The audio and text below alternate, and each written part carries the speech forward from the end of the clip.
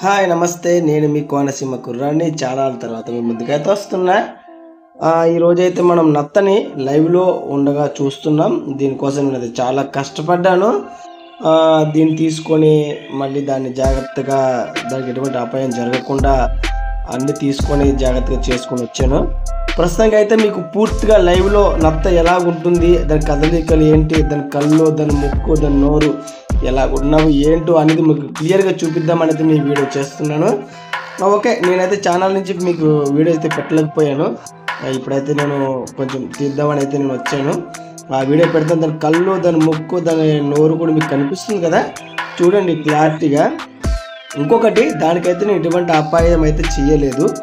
దానికి ఎక్కడ ఈ వెండకి కాలుతుందేమో అని చెప్పేసి నేను వాటర్ కూడా అక్కడ పోసి దాన్ని ప్రొడక్ట్ అయితే చేసుకున్నాను. దాన్ని చాలా జాగ్రత్తగా అయితే చూసుకున్నాను.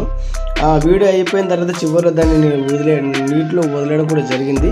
దానికి ఎటువంటి అపాయం జరగకుండా జాగ్రత్తగా దాన్ని ప్రొటెక్ట్ చేసుకొని మీకు ఇది చూపిద్దామని చాలా కష్టపడి ఒక 2-3 అవర్స్ పైన దానికోసం నేను వెయిట్ చేశాను. అది తను ఎప్పుడైతే బయటకు వస్తుందో అది మీకు చూపిద్దామని చాలా కష్టపడ్డాను. ఇది బయటికి రావడానికి ఎక్కువ టైం తీసుకొని బయటకు వచ్చింది ఇది. ఎందుకంటే వాటర్లో ఉన్నంతసేపు కూడా అది యాక్టివ్గా ఉంది. వాటర్ నుంచి బయటకు రావడానికి కొంచెం డల్గా ఉంది అనిపించింది నాకు.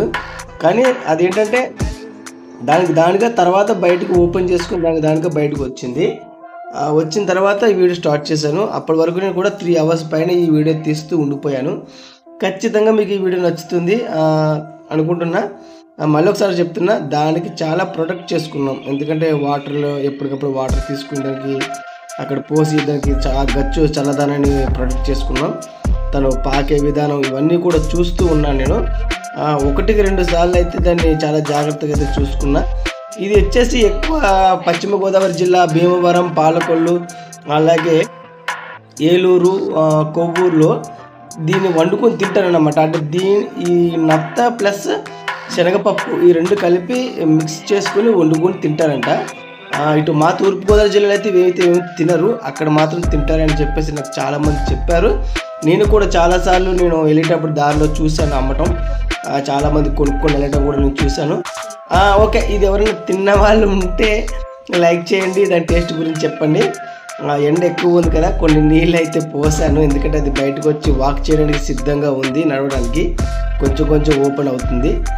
పూర్తిగా ఓపెన్ అయింది కూడా మీరు ఆల్రెడీ చూస్తారు. అది మొత్తం ఓపెన్ అయిన తర్వాత అది ఎలా వెళ్తుందో, ఎంత అలా పాక్కుంటుందో వెళ్ళింది అనేది మొత్తం అంతా మీరు గమనించండి. చాలా పెద్దది ఇది. నేను కూడా ఆశ్చర్యపోయా, ఇంత పెద్దది నేను ఎప్పుడు చూడలేదు. అలాగే మీరు కూడా చూసి ఉండరు. ఇది చూస్తారని ఆశిస్తున్నా.